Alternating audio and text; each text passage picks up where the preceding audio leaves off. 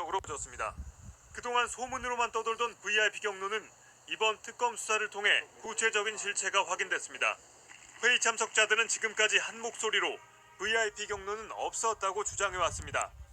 그러나 지난 11일 피의자 신분으로 특검에 소환된 김태효 전 국가안보실 1차장이 처음으로 말을 바꿨습니다.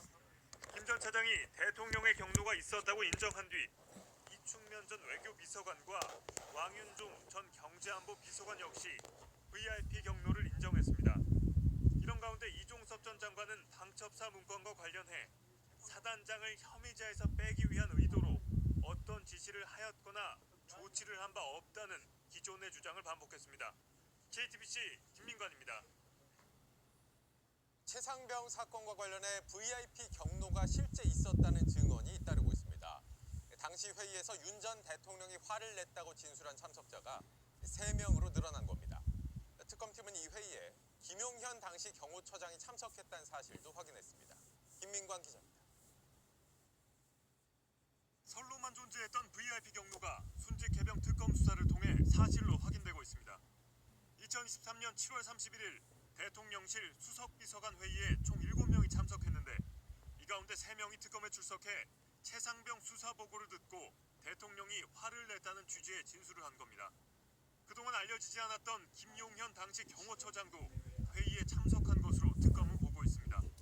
조태용 당시 국가안보실장, 임기훈 국방비서관 등 나머지 참석 인원에 대해서도 빠른 시일 내 소환 조사를 예고했습니다.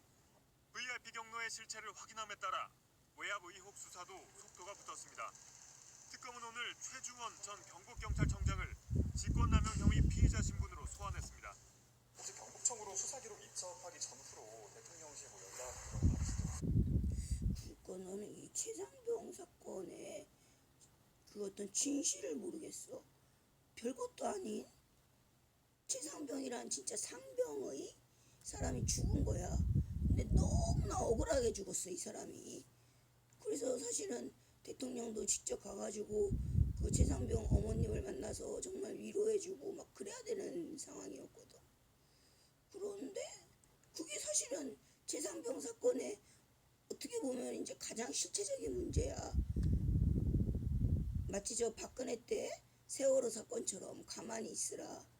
가만히 있어서는 안 되지. 대통령이 머리라도 빡빡 깎고 삼보일배라도 하고 사과라도 했어야 돼. 그런 감정적인 문제란 말이야. 그런데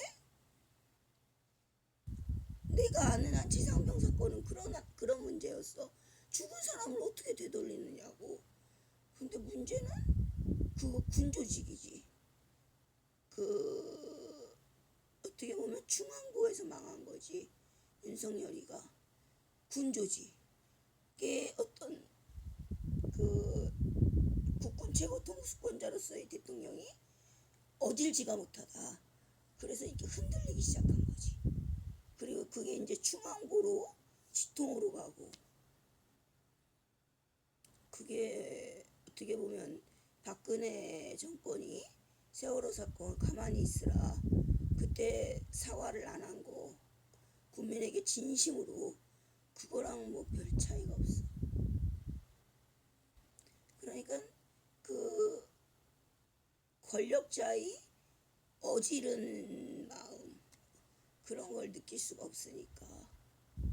그러니까는 사실상 그게 그때부터 어떻게 보면 윤석열의 어떤 권력은 그게 좀 꺾인 거야. 박근혜도 그렇고.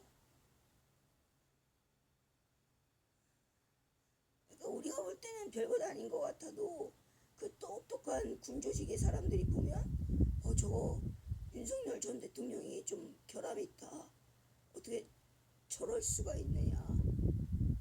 박근혜 때도 그렇지. 아니 세월호 사건 저거 뭐냐. 저거 대단히 결함이 있는 사건이다. 박근혜 전 대통령이 그 당시 왜 사과를 안 했을까.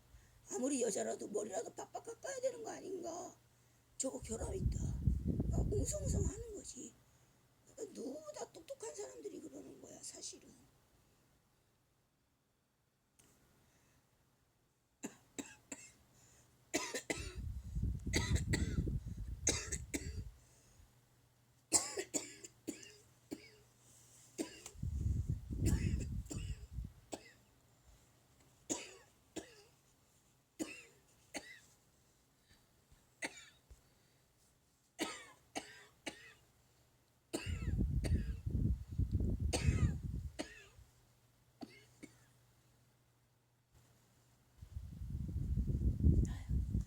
계속 유해 물질이 많으니까 뭐 알레르기성 천식 같은 거. 왜냐면 지금 경기가 너무 나빠서 솔직히 여름에 에어컨 몇 달 써도 그거 청소 안 해. 몇십만 원 들여서 청소하는 사람 없어. 그냥 쓰지.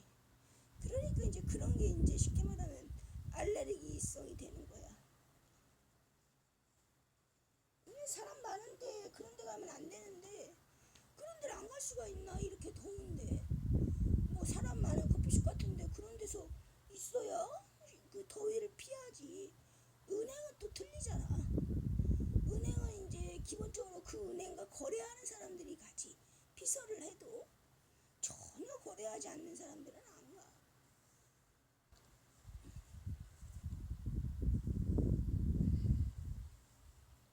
근데 뭐 그거는 뭐 그거고. 우리나라 은행 치고 내 돈 안 쓰는 은행이 어디 있나 싶지만 뭐 그거는 그거고 이거는 이거지. 그래서 사실은 중앙고 인맥이 이제 그 사람들이 똑똑한 사람들이었잖아. 그러니까 그 윤석열 전 대통령이 최상병 사건을 다루는 방식을 보고 뭐 저런 식이었나, 좀 저건 아니다, 좀 그렇게 의아스럽게 생각을 한 거야. 그때부터 이제 윤석열은 권력운이 좀 쇠락의 길을 간 거야 사실.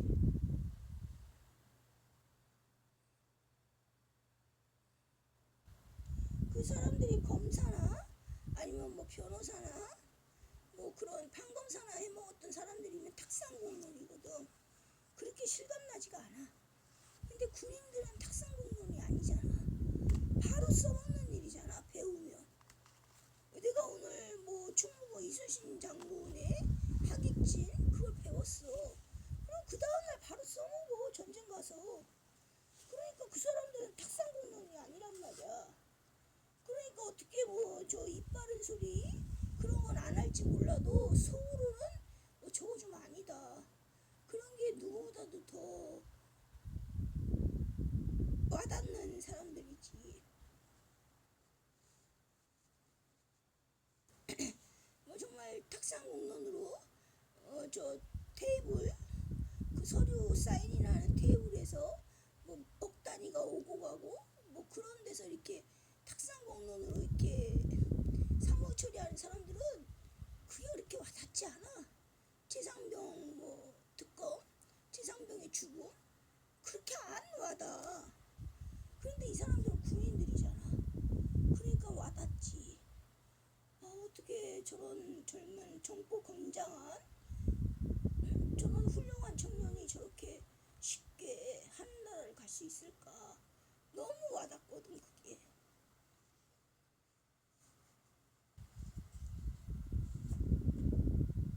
그래서 사실은 그때부터 윤석열 전 대통령이 어떤 권력운이 좀 쇠락의 길을 가지 않았나 그런 생각을 해.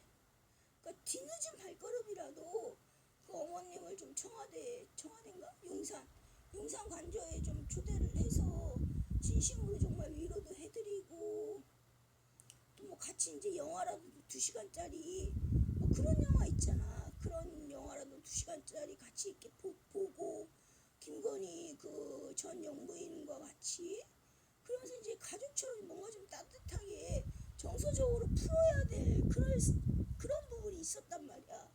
근데 그러진 않았잖아. 그리고 이제 개인적으로 이제 금일봉 액수를 적지 않은 금일봉도 좀 전달을 해주고 아무래도 어머님은 이제 자식 믿고 사셨으니까. 근데 20살 그 피 끓는 청년이 그렇게 어이없이 하늘나라를 갔으니 얼마나 어머님이 허전하셔. 그 정서적인 문제란 말이야 그게. 근데 이제 그런 게 되지가 않았지. 오히려 여자인 박근혜 전 대통령이 세월호 사건 때 아마 삭발을 해서 머리를 빡빡 깎고 삼부일배라도 했었으면 너무 마음이 아팠을 거야. 국민들이 왜 이런 일이 생겼는지. 차라리 그랬으면 별 문제가 안 됐어. 오히려 남자보다 여자가 머리 빡빡 깎는 게 더 마음이 아파. 근데 이제 그러질 않았잖아. 정서적인 문제야 그게.